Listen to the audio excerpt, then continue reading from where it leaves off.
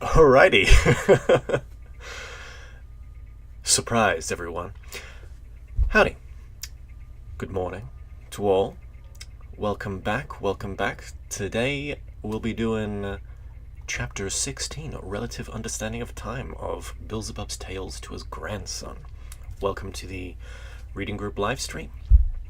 Always remember, if you want to read along with us or get your study in, the website gurdjieff.work. This is the website. Scroll to the bottom of this website, click library, click primary texts, and you'll be able to find the free PDF that I'm using. So, we left off last time with chapter 16. I think we had just started, we had just finished talking about revolutions and whatnot.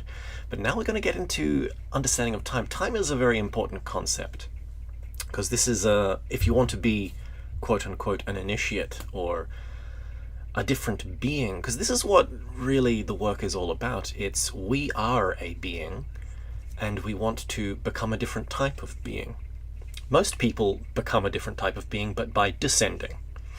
They want to, a lot of people nowadays even want to go back to being an animal, or I don't know, a plant, or back into the mineral kingdom spiritually. Some people even want to cease being.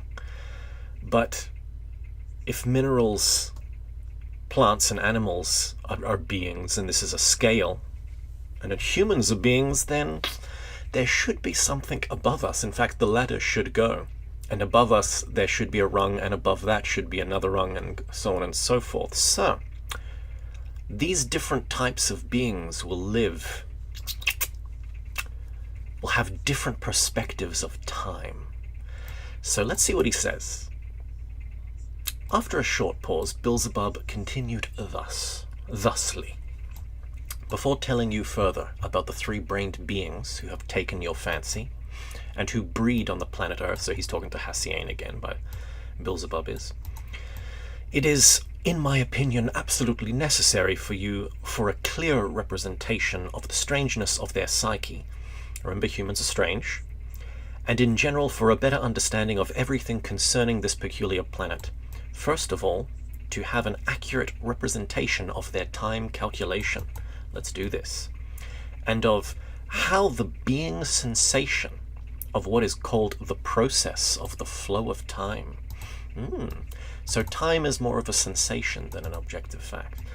In the presence of the three-brained beings of that planet has gradually changed, and also of how this process now flows in the presences of the contemporary three-brained beings there. Very interesting. So time used to flow differently, or at least for us, we used to experience it differently, and then things changed. It must be made clear to you, because only then will you have the possibility clearly to represent to yourself and understand the events there which I have already related, and those I shall yet relate. Preamble, cool. You must first know that for the definition of time, the three-brained beings of that planet take the year as the basic unit of their time calculation. Okay, so a year is a basic unit. Cool. Just as we do. Okay. And also, like us, they define the duration of their year by the time of a certain movement of their planet in relation to another definite cosmic concentration. That is to say, they take that period in the course of which their planet, during its movement, that is, during the process of falling and catching up, makes what is called its Crentonalnian revolution in relation to its sun. Okay, so a revolution around the sun is called a Crentonalnian revolution. Alrighty. It is similar to our reckoning of a year. For our planet, Karatus, which is the period of time between the nearest approach of the sun Samos to the sun Selos, and its next similar approach. Okay, so where Beelzebub originally comes from, his planet is in a twin sun system. Ooh, kind of getting a three-body problem vibes. Samos and Selos are the sun's names, and they do a little dance, I suppose. And so their year isn't anything to do with their planets revolving around the sun. It's more where the suns approach each other. They measure that, and that's a year for them. 100 of such years of theirs, the beings of the earth call a century, and they divide this year of theirs into 12 parts, and each part they call a month. For the definition of the duration of this month of theirs, they take the time of that completed period during which that larger fragment, which was separated from their planet and which they now call moon, makes, owing to the same cosmic law of falling and catching up, its full Krent-Onalnian revolution in relation to their planet. It must be noticed that the 12 Krent-Onalnian revolutions, goddammit Gurdjieff, of the said moon do not correspond exactly to a single Krent-Onalnian revolution of their planet round its sun, and therefore they have made some compromise or other when calculating these months of theirs, so that in the sum total these may correspond more or less to reality. So pointing out all the peculiarities. Further, they divide these months of theirs into 30 diurnities, or as they usually say, days. And a diurnity they reckon as that span of time during which their planet makes its complete rotation during the actualizing of the said cosmic laws. Alrighty. Bear in mind, by the way, that they also say, it is day, when the atmosphere of their planet, just as in general on all the other planets on which, as I have already told you, the cosmic process called Ilnosoparnian is actualized, that trogo-auto-egocratic process which we call Kshtatsavakt periodically proceeds. I nailed that, by the way. I nailed that. Bro. Let me just say that again. Kshtatsavak. Yeah, damn straight. I'm getting used to this. I'm getting used to these Gurdjieff sayings.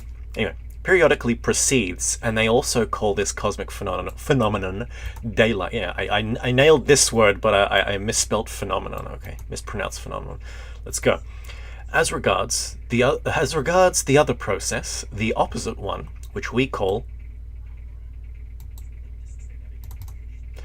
kladzakt. That's right. That's what that word is, kladzakt.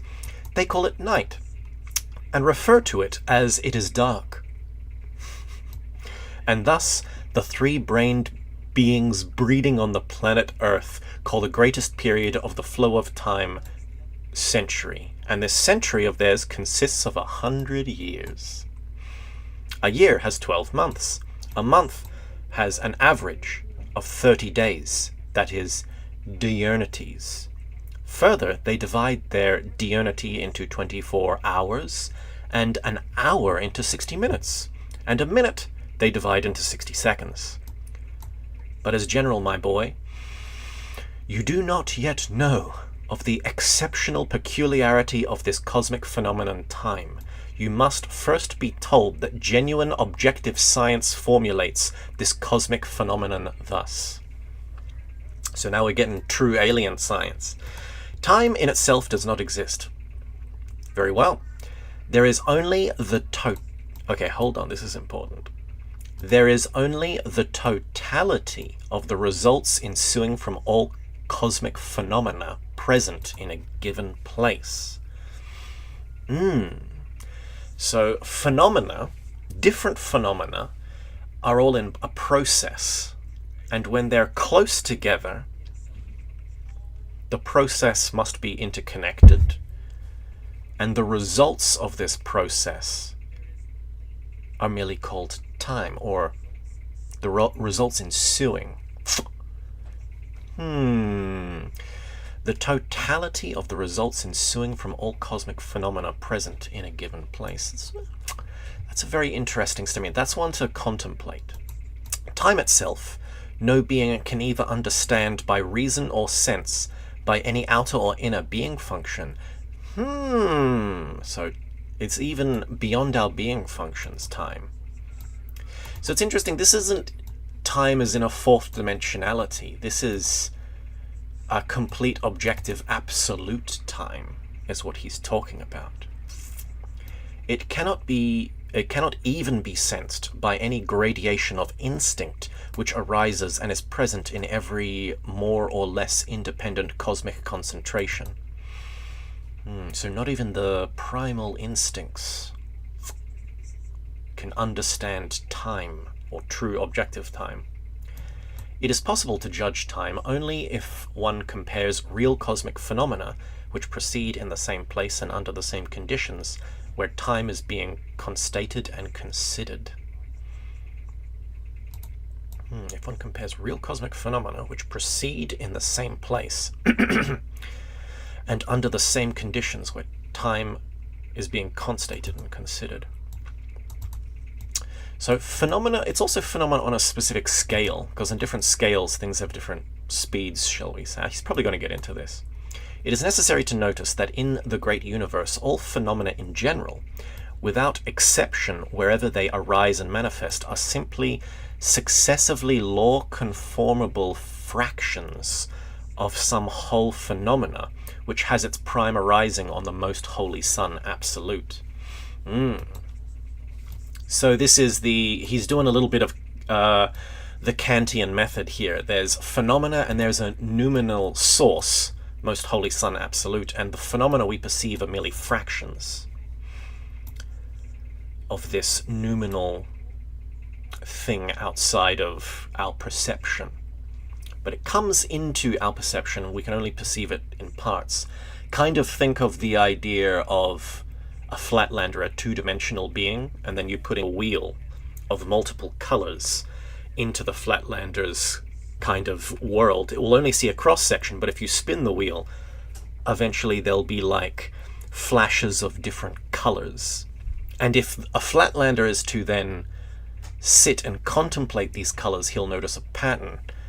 And so he may not be able to cognize the wheel, but he may be able to cognize something close to what is in the noumenal world by observing phenomena over a long period of time. I'm not sure if this is where Goji Boji is going, but we'll see. And in consequence, all cosmic phenomena, wherever they proceed, have a sense of objectivity. And these successively law-conformable fractions are actualized in every respect, and even in the sense of their involution and evolution, owing to the chief cosmic law, the sacred heptaparaparshinok. Let me just read that again. And these successively law-conformable fractions are actualized in every aspect, and even in the sense of their involution and evolution, owing to the chief... Okay. So, these successively law-conformable fractions, so a fraction is a phenomena that is fractalated from its entire thing, and that can be anything. Even in the sense of their involution, even a being. Because we are a being, but we do not fully know ourselves, or else we'd be able to perceive ourselves from all dimensions simultaneously. And there is an involution and evolution. So he's doing a bit of theosophy here, where there are beings that move up the ladder and beings that move down the ladder.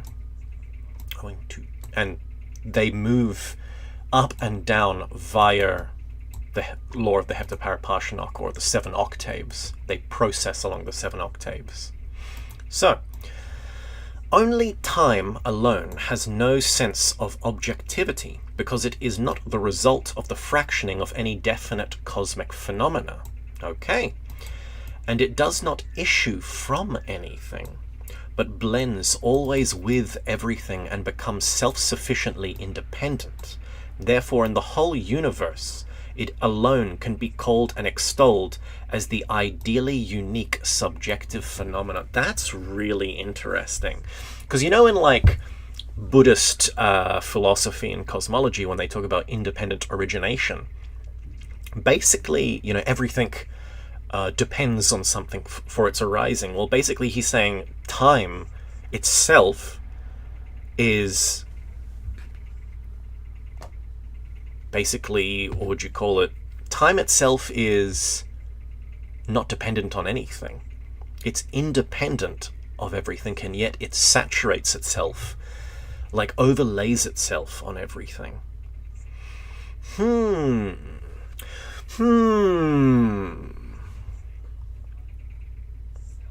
But blends always with everything, becoming self-sufficiently independent. Be like time, guys. Be self-sufficiently independent from all phenomena. So phenomena can interact with time subjectively. But then how do you get the objective time? I guess objective time you'd need to be a totality yourself. You'd need the absolute. Unless you become the absolute man or a universal man, you cannot have objective knowledge of time, I guess is what he's saying. Anyway, thus, my boy, uniquely time alone, or as it is sometimes called, the hero pass. So there's a word. I'm pretty sure this crops up again and again. So hero pass, remember that. So hero pass isn't time. Oh, sorry. There's time, and then there's objective absolute time, which is hero pass. Very interesting. So our normal subjective filthy time that we all are subjective to, that's different. Hero pass, absolute time. So hero pass has no source from which its arising should depend, but like divine love flows always, as I have already told you, independently by itself, and blends proportionately with all the phenomena present in the given place and in the given arisings of our great universe. So this is very interesting. There are three things in existence that are overlaying each other. Actually, maybe the word existence is misleading, because existence is phenomena. Things that exist are phenomena. Time doesn't exist, and why doesn't it exist? Because it's completely independent existence. It's not dependent on anything. And he says divine love here is also something else that is independent as well from this process. So divine love is completely independent from creation, but it still overlays, saturates, and permeates everything, just like time. So these are two things, time, or you could say symbolically represented by Saturn, and divine love, how would you represent that with Venus or the sun? The light of the sun are two completely independent things that both saturate all of creation. But also, what is creation in and of itself? Creation is life force, vitality, in continuous flux and creation. So there's three things. And what's life? Life force? Life, you could say it's like sometimes symbolized via the moon. So you have the moon, the sun, and Saturn. These three things that are, I'm just kind of Western occult mind projecting my understanding onto this. There are these three things that overlay each other, and they overlay each other and create representation, or the world, or the appearance of the world. So phenomena arises, and the phenomena are subjected to time, and also divine love permeates everything. And perhaps if it is concentrated in a being, it can transform that being. But on that note, it is not. Divine love and time are not phenomena in and of themselves, because they're independent from creation. So I'm just pulling out my eyelashes. Just got a little eyelash in my eye.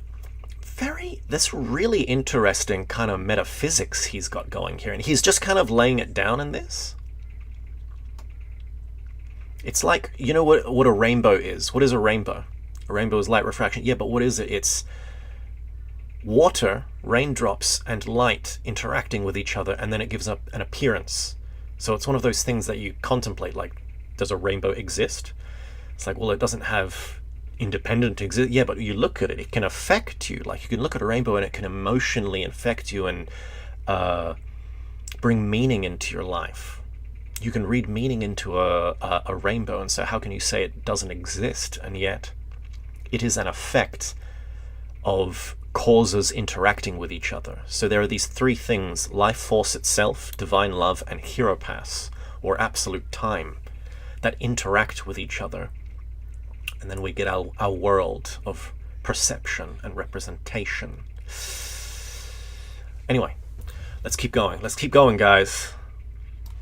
Again, I tell you, you will be able clearly to understand, if I can read this properly, all that I have just told you, only when, as I have already promised you, I shall specially explain to you some time later all about the fundamental laws of world creation and world maintenance. Please do. Please do.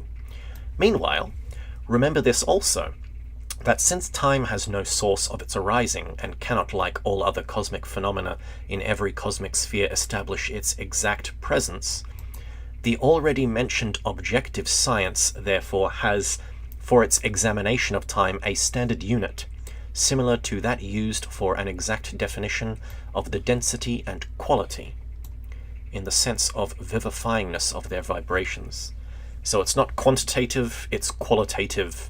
It is a qualitative unit that they use for a measurement of objective science uses for an objective measurement of absolute time. I think that's what he's saying.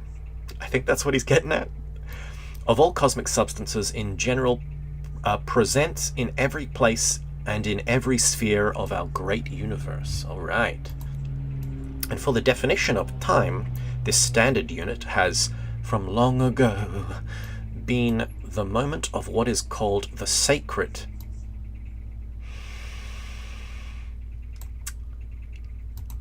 ego-cool-natsnarnian sensation. Ego-cool-natsnarnian sensation.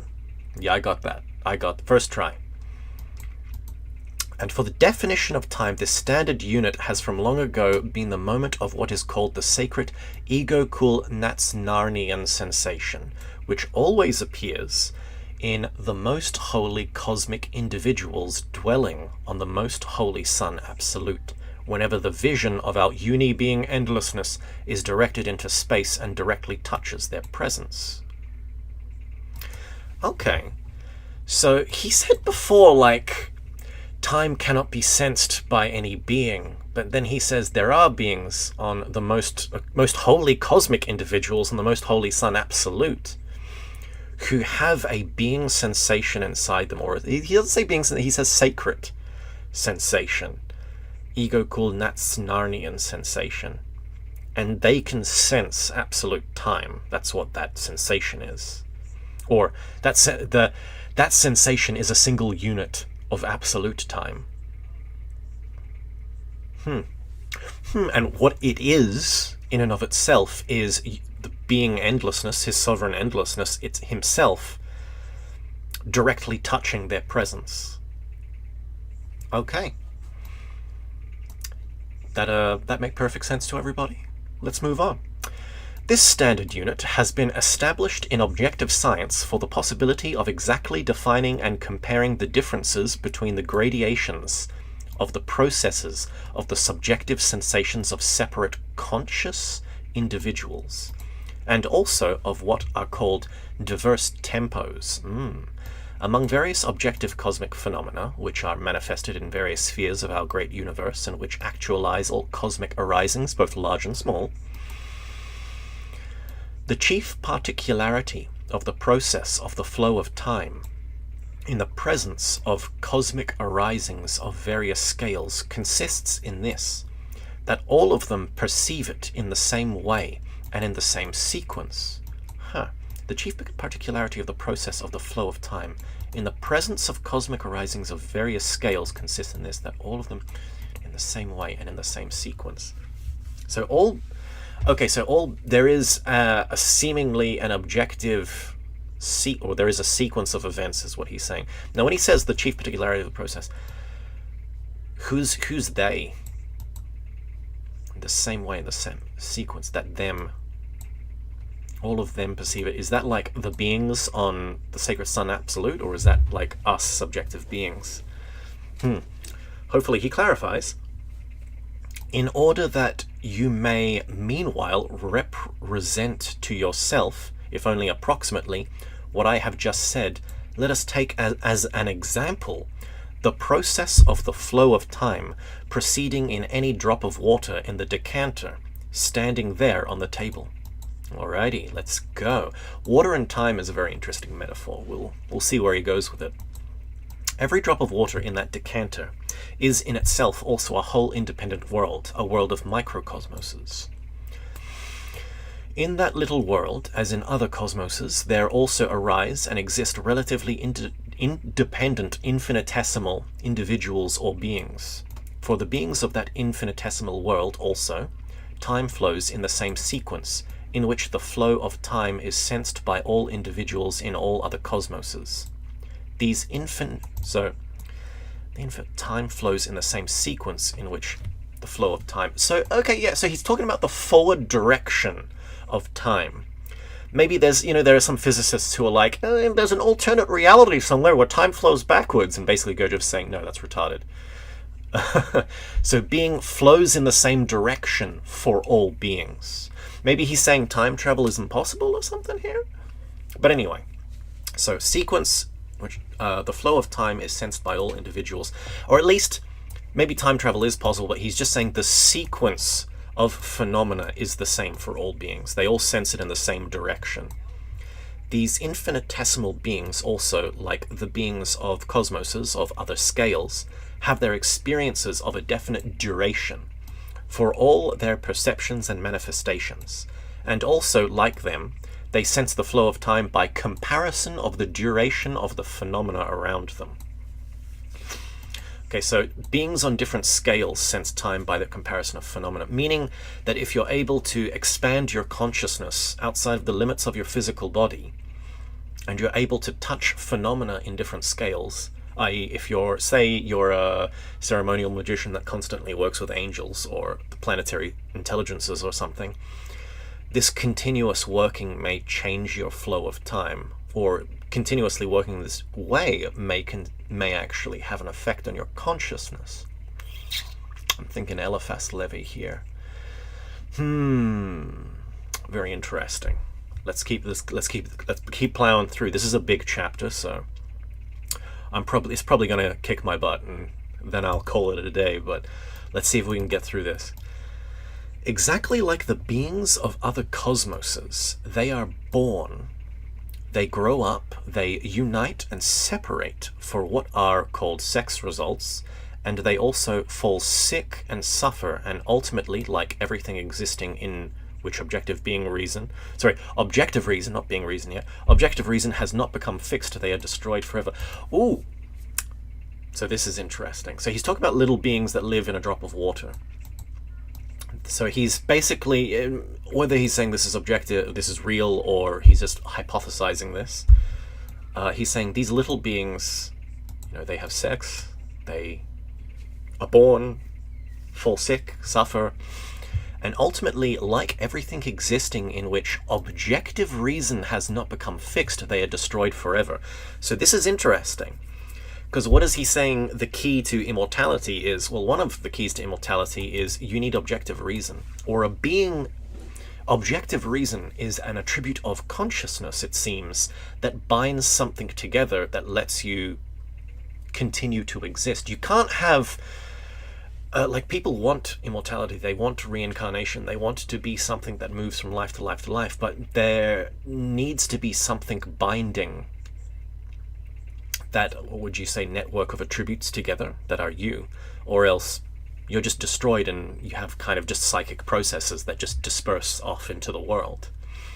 So objective reason is one of the things, at least, that, according to Gurdjieff, needs to be cultivated or become fixed within us, or else when we die, we just kind of die like any man, and just kind of psychic matter just disperses into nature. Very interesting. For the entire process of the existence of these infinitesimal beings of this smallest world, time of a definite proportionate duration also ensues from all the surrounding phenomena which are manifested in the given cosmic scale. So he's just talking about the duration. Proportionate duration also ensues from all the surrounding phenomena which are manifest. Yeah, okay. So he's just setting the scene for their scale of existence. For them also, time of definite length is required for the processes of their arising and formation, as well as for various events in the process of their existence up to their final destruction. Time of definite length is required for the process of their arising and formation, as well for various events in the process of their existence, up to their complete final destruction. They are beings toward death, as Heidegger would say. In the whole course of the process of existence of the beings of this drop of water, also corresponding sequentially, definite what are called passages of the flow of time are also required. A definite time is required for their joys and for their sorrows, and in short, for every other kind of indispensable being experience, down to what are called runs of bad luck, and even periods, even to periods of thirst for self-perfection. Looks like we're going to get into some Obligonian being strivings, baby. I repeat, among them also, the process of the flow of time has its harmonious sequence, and this sequence ensues from the totality of all the phenomena surrounding them. What the hell did I just read? I repeat, among them also, the process of the flow of time has its harmonious sequence, and this sequence ensues from the totality of all phenomena surrounding them. Out of the totality of all of the phenomena surrounding them arises a sequence of events that also have a harmony. There's no discord in time. It has to have a harmonious sequence for it to flow in an intentional direction. He says, I repeat, so we can, he just repeated that. Okay. The duration of the process of the flow of time is generally perceived and sensed in the same way by all the aforementioned cosmic individuals and by the already completely formed, what are called instinctivized units, but only with that difference which ensues from the difference in the presences and states at the given moment of these cosmic arisings. It must be noticed, however, my boy, that though for separate individuals existing in any independent cosmic unit, their definition of the flow of time is not objective in the general sense, yet nevertheless for them themselves it acquires a sense of objectivity, since the flow of time is perceived by them according to the completeness of their own presence. So I think it's something like, because we exist in a scale, a specific scale of the cosmos, and who do we know? We don't know angels and demons and gods. We don't speak to them anymore. And we can't communicate necessarily with animals on a different scale, or beings in a drop of water. So Horton hears a who. We don't hear who's, and we don't communicate with them. So for us, when we talk about time, we believe it's objective, but we actually all have a subjective view of it, basically, is what he's saying. The same drop of water, which we have taken as an example, can serve as a clearer understanding of this thought of mine. Although in the sense of general universal objectivity, the whole period of the process of the flow of time in that same drop of water is for the whole of it subjective, yet for the beings existing in the drop of water itself, the said given flow of time is perceived by them as objective. So we from the outside can clearly see that the flow of time within the water is subjective to the beings within it. So they live faster lives than us, but they don't see themselves moving in like super speed. They just live that way. They just see that as objective. They objectively see that and they think it's a fact. For the clarification of this, those beings called hypochondriacs, that's hypochondriacs, right? Now that I'm seeing all these freaking crazy, what was the last word that he said? Like, God, I'm seeing all these Gurdjieff words. Now when I see a normal word, I'm just tripping balls. Hypochondriac, what? God, where am I anyway? There we go, hypochondriacs. I see a normal word now and it scares me. Hypochondriacs can serve who exist among the three-brained beings on the planet Earth, which has taken your fancy, talking to Hassian, To these terrestrial hypochondriacs, it very often seems that time passes infinitely slowly and long, and as they express themselves, it drags phenomenally tediously. And so exactly in the same way, it might also sometimes seem to some of the infinitesimal beings existing in the drop of water, assuming, of course, that there happens to be such hypochondriacs among them. Isn't a hypochondriac someone who's afraid of getting sick? So let me just check this out. A person who is abnormally anxious about their health. Neurotic is another. Okay, so maybe we call it this now. Maybe he's meaning someone who's kind of neurotic. Among them, that time drags very slowly, but actually from the point of view of the sensation of the duration of time by your favorites of the planet Earth, the whole length of the existence of the beings, microcosmoses, last only a few of their minutes, and sometimes even only a few of their seconds. So he's talking about the water beings here. So in a few minutes they're born, they live, they copulate, they pay taxes, and they die. Sometimes in a few seconds they do that. Wow. How long has this stream been going on? 36 minutes? Think of the water beings and what civilizations have risen and fallen in that time.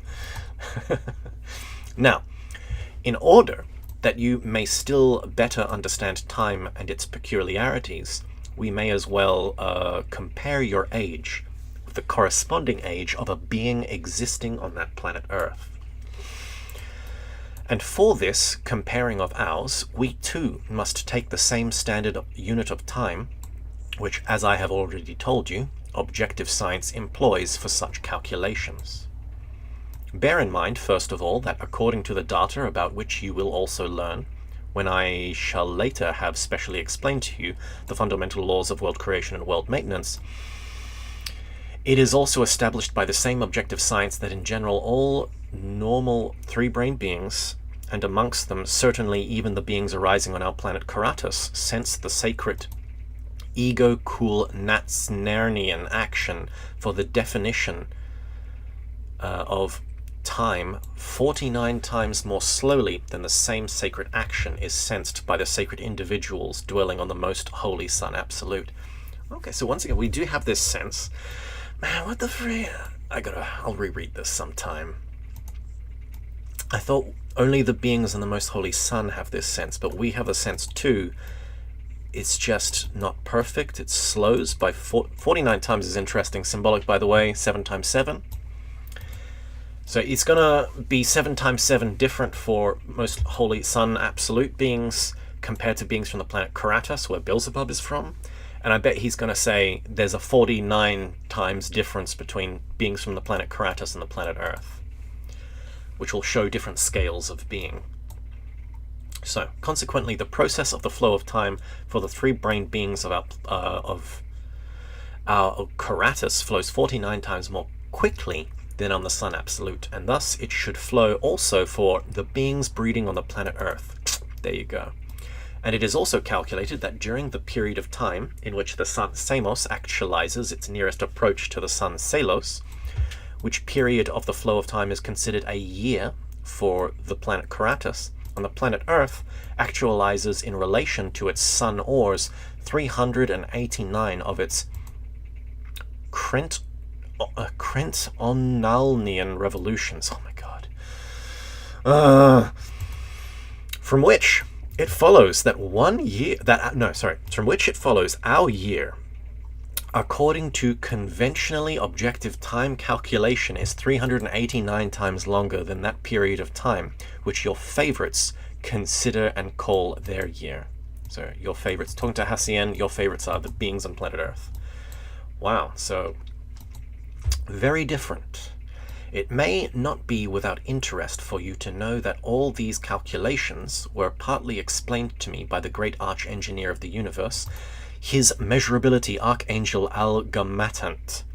May he be perfected unto the holy Anklad. Anklad. Got a little Egyptian reference there or something? Also, may he be perfected. This is very funny. It's like in kind of Islam when they talk about prophets, they always bless them after naming them. Is he kind of saying, and he always he capitalized this as well, which he usually only does for God. Anyway, that's another every time I say there's a point of interest which needs to be contemplated. He explained this to me when, on the occasion of the first great misfortune to this planet Earth, he came to the planet Mars as one of the sacred members of the Third Most Great Commission, and the captain of the trans-spaceship Omnipresent, with whom I had several friendly talks during that journey. Also partly explained it to me during my journey home. Now it must be further noticed that you, as a three-brained being who arose on the planet Karatas, are at the present time only a boy of 12 years, and in respect of being and of reason, you are exactly like a boy of 12 on the planet Earth who has not yet been formed, who is not yet cognizant of himself, through which being age all the three-brained beings arising there also live during the process of their growing up to the being of a responsible being.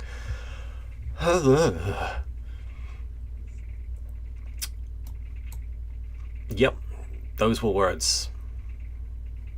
Basically, he's saying, Hassien, you're 12 years old. Next. All the features of the world of your psyche, what are called your character, temperament, inclinations, and in short, all the particularities of your psyche which are manifested exteriorly, are exactly the same as those of a still immature pliant three-brained being there of the age of about 12 years. Very interesting. So even though they have, so once again, he's saying different time scales, but even though the literal time scales are different, so even though literally there is some kind of, if you were to measure all this time via the scale, what am I fucking saying? There's some different scales matter, different speeds matter. So Beelzebub is, Hassien and Beelzebub are both technically thousands of years old then, but Hassien is literally still a 12-year-old boy, which in the previous chapter when we were talking about Atlantis, and there was like a being from Mars was trying to help out the Earthlings, and he's like, of a higher being reason, but he was immature, so, but really by Earth standards he would have been thousands of years old, but he still made mistakes, whereas an Earth King kind of knew more than him. So there's this very interesting thing where even though a being can be of a higher order and thousands of years older, a human can still kind of surpass them in certain types of experience or something like that. And this is the time calculation is why. So pliant three-brained beings, they're about 12 years. And so it follows from all that has been said that although according to our time calculations you are still only like a boy of 12 there on the planet Earth, who is not yet formed and not yet cognizant of himself, yet according to their subjective understanding and their being sensations of the flow of time, you have already existed by their time calculation. Not 12 years, but the whole of 4,668 years. So it's interesting, from our perspective, he's 4,668 years, but from his perspective, he's only 12 years. So what is absolute time then? What is Hiropass? Hiropass, very interesting. What would it be like to look down from all the different scales all at once? Thanks to all I have said, you will have material for the clarification of certain of those factors which were later the cause that the average proper normal duration of their existence began gradually to diminish, and that it has now already become, in the objective sense, almost nothing. What did he just say in that paragraph? What? Thanks to all I have said, you will have material for a clarification of those factors, where later the cause that the average proper normal duration of their existence began gradually to diminish. Okay. And that it has now already become, in the objective sense, almost nothing. So humans used to have a different time scale, and then we slipped and slipped and slipped and slipped, and now we're almost the same as animals. Strictly speaking, this gradual diminution of the average length of the existence of the three-brained beings of that ill-fated planet, which has finally brought the whole of the duration of their existence to nothing, did not have one cause, but many, and very varied causes. And among these many and varied causes, the first and the chief one is, of course, that nature had to adapt herself correspondingly, gradually, to change their presences to those they now have? What? Man, I'm dead already in the water. How much longer is this chapter? I'm tripping.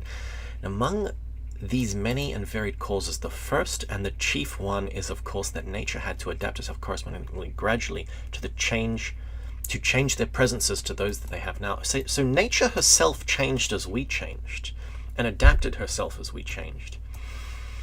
Very interesting statement there. And concerning all the rest of the causes, justice demands that I should first of all emphasize that on that ill-fated planet, these causes might never have arisen had that first cause not occurred there, from which, at least in my opinion, they all chiefly ensued, though of course very gradually.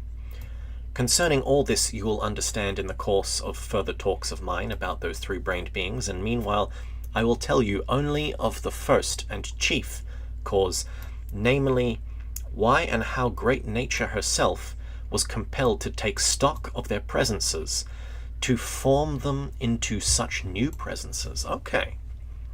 So great nature herself is now a being who's going to change the presences of humanity. You must first be told that there exist in the universe generally two kinds or two principles of the duration of being existence. Oh boy, this is going to be fun. The first kind, or first principle of being existence, which is called, I hate you, Gurdjieff, Fulas nit amnion. Okay, I don't mind you, Gurdjieff, I got that in one. Is proper to the existence of all three-brained beings arising on any planet of our great universe, and the fundamental aim and sense of the existence of these beings is that there must proceed through them the transmutation of cosmic substances necessary for what is called the common cosmic trogo-autoegocratic process. Whew. Okay. So let's just read that again. What the hell did that mean? So there is a principle called Fulas nit amnion, is proper to the existence of all three-brained beings arising on any planet of our great universe. So all beings have this, and the fundamental aim and sense of the existence of these beings is that there must proceed through them the transmutation of cosmic substances necessary for what is called. Okay, so is this is the principle that means our beings must transmute a skoken. We're going to get back to talking about that skoken, which is the substance that the moon feeds on.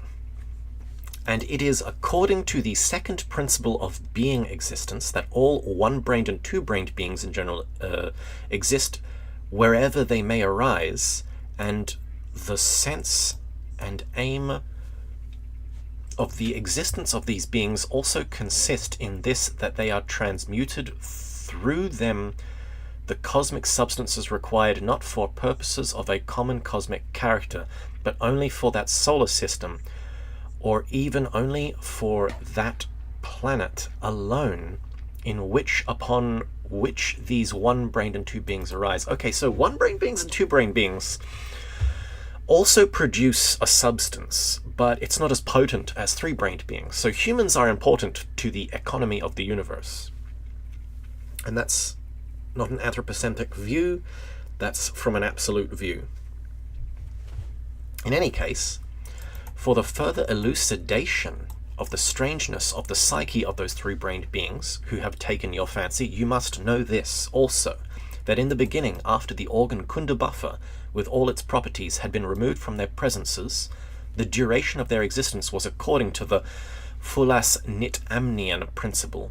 That is to say, they were obliged to exist until there was coated in them and completely perfected by reason what is called the body kesjan. Let's go!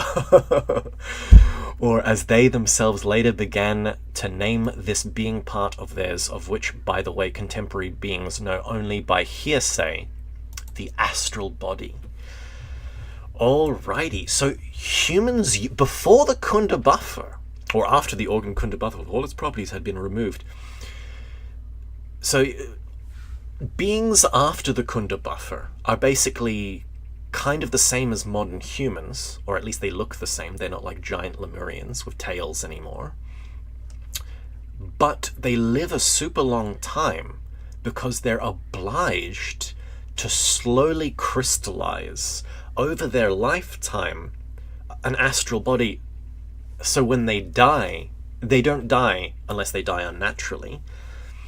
They only die when an astral body is formed, or, they form an astral body, live the rest of their life, maybe they become masters then and teach their kids, and then they die. Very interesting. And so, my boy, when later, for reasons of which you will learn in the course of my further tales, they began to exist already excessively abnormally, that is to say, quite unbecomingly for three-brained beings, and when in consequence of this, they had on one hand ceased to emanate the vibrations required by nature for the maintenance of the separated fragments of their planet. And so yes, we didn't emit enough energy for the maintenance of the planet to hold the moon in orbit, owing to the chief peculiarity of their strange psyche to destroy beings of other forms of their planet, thereby gradually diminishing the number of sources required for this purpose. Then nature herself was compelled gradually to actualize the presences of these three-brained beings according to the second principle, namely the principle itoklanos. Very interesting. That is, to actualize them in the same way in which she actualizes one-brained and two-brained beings in order that the equilibrium of the vibrations required according to quality and quantity should be attained. So, one-brained and two-brained beings, what are those? You could say a worm is one-brained. It lives in a one-dimensional way. Maybe lizards and instinctual beings that just have the instinctual brain. And then a two-brained being, if you have the mammalian brain. Horses, camels, maybe even eagles, but definitely, super intelligent animals, octopuses, things like that. They all have that. Maybe octopuses and whales actually might be different from all other animals, but definitely some dogs, horses, lions, great apes. Well, apes are also a degeneration, but nonetheless, those beings are two-brained beings. So we are three-brained beings, and a three-brained being should perpetuate for a much longer period of time. But nature herself had to rejig that principle, so we live much shorter. And because we were killing everything, so because we live much shorter, we also breed. I guess he's going to talk about how outbreeding now. That increased. Yeah. Okay. So it acquired the what did he say here? Beings in order that the equilibrium of the vibrations required according to the quality and quantity should be attained.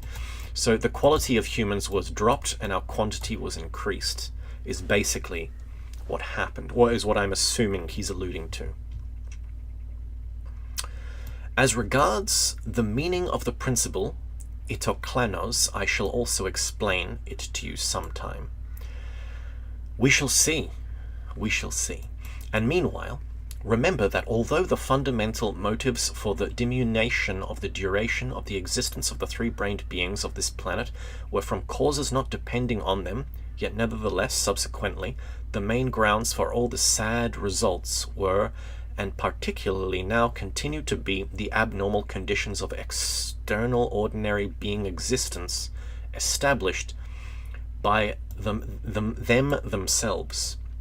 Owing to these conditions, the duration of their existence has, down to the present time, continued to become shorter and shorter, and now is already diminished to such a degree that at the present time, the difference between the duration of the process of the existence of the three-brained beings of other planets in the whole of the universe, and the duration of the process of the existence of the three-brained beings of the planet Earth has become the same as the difference between the real duration of their existence and the duration of the existence of the infinitesimal beings in that drop of water we took as an example.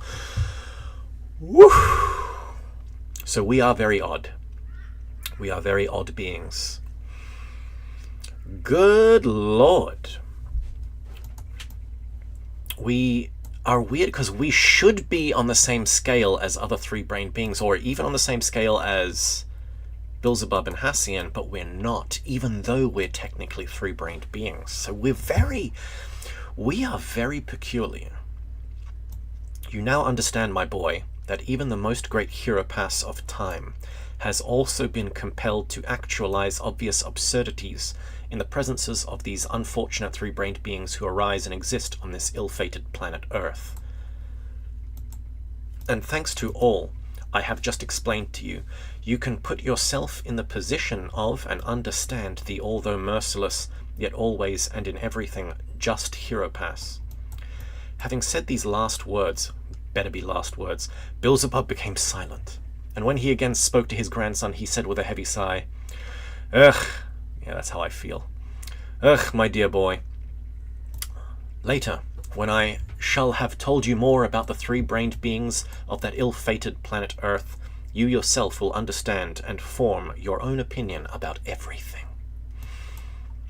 You yourself will very well understand that although the fundamental causes of the whole chaos that now reigns on that ill-fated planet Earth were certain unforeseennesses coming from above on all part of various sacred individuals. Damn you, gods! Yet nevertheless, the chief causes for the developing of further ills are only those abnormal conditions of ordinary being existence which they themselves gradually established, which they continue to establish down to the present time. Okay, so we got to take some responsibility. In any case, my dear boy, when you learn more about these favorites of yours, not only, I repeat, will you clearly see how pitiably small the duration of the existence of these unfortunates has gradually become in comparison with that normal duration of existence, which has already long ago been established as a law for every kind of three-centered being of the whole of our universe. But you will also understand that in these unfortunates, for the same reasons,